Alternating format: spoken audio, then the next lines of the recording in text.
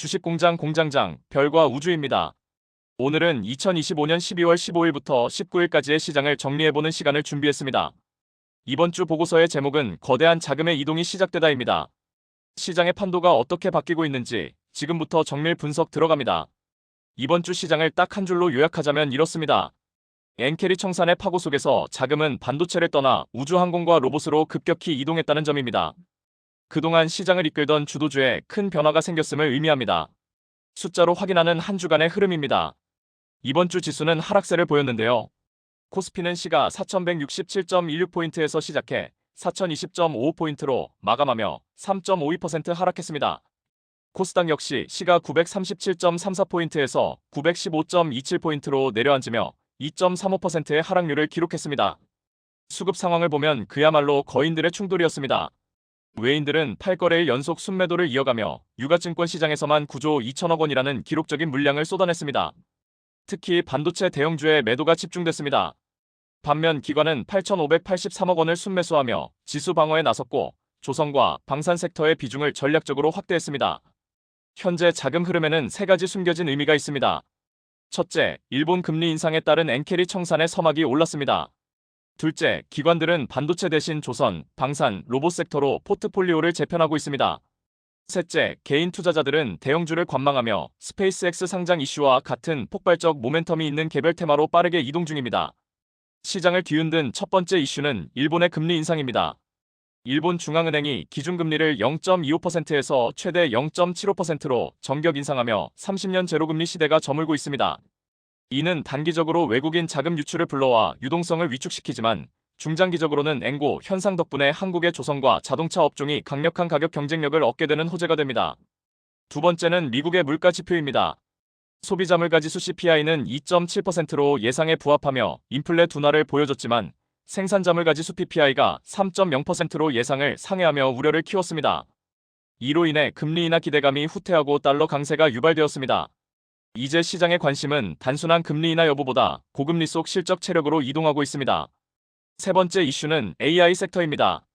최근 엔비디아의 랠리가 주춤하고 외인이 삼성전자와 SK하이닉스를 집중 매도하며 AI 거품 논쟁이 불거졌습니다. 하지만 이는 수요의 소멸이 아니라 기대의 조정 구간입니다. 이제는 HBM 같은 하드웨어 공급 경쟁을 넘어 실제 AI 서비스가 수익성을 증명해야 하는 단계로 전환되고 있습니다.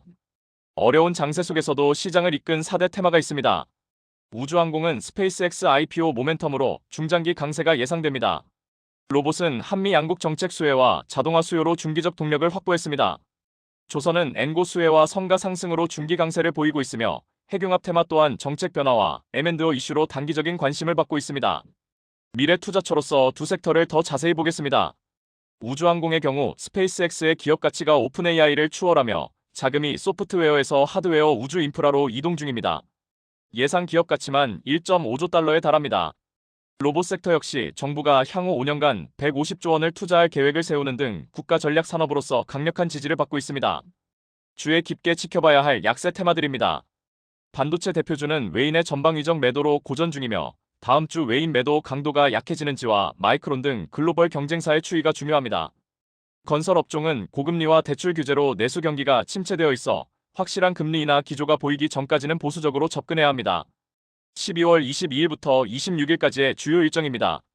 월요일과 화요일에는 미국 11월 PCE 물가지수와 개인소득 발표가 예정되어 있어 시장에 큰 영향을 줄 전망입니다. 수요일은 미국 증시 조기 종료, 목요일은 글로벌 증시 크리스마스 휴장입니다. 금요일은 배당락 전 마지막 거래일로 변동성에 주의가 필요합니다. 마지막 주를 위한 세 가지 시나리오입니다. 상방 시나리오 30%는 미국 PCE가 예상을 하회하며 산타랠리가 오는 경우로 코스피 4150선 회복을 시도할 것입니다. 가장 유력한 중립 시나리오 50%는 지표 충격 없이 중소형주 위주 장세가 이어지는 박스권 흐름입니다. 하방 시나리오 20%는 물가 쇼크나 일본의 추가 긴축 시 코스피 3900선 지지력을 테스트하게 될 것입니다. 투자자 유형별 대응 전략입니다. 단기 트레이더라면 우주항공과 로봇 대장주 중심의 빠른 매매를 권하며 장기 보유는 피해야 합니다. 중기 투자자는 외인 매도로 저평가된 반도체, 조선, 자동차를 분할 매수할 기회로 3대 추격 매도는 금물입니다. 관망 투자자는 현금 비중을 30에서 40% 확보하여 리스크를 관리하고 레버리지 사용은 자제해야 합니다. 결론입니다. 지금은 지수 자체보다 어떤 종목을 담느냐가 더 중요한 시점입니다. 앵고 시대의 새로운 주역인 조선주, 그리고 미래 혁신을 주도할 우주항공과 로봇에 집중하시길 바랍니다. 지금까지 주식공장 별과 우주였습니다. 감사합니다.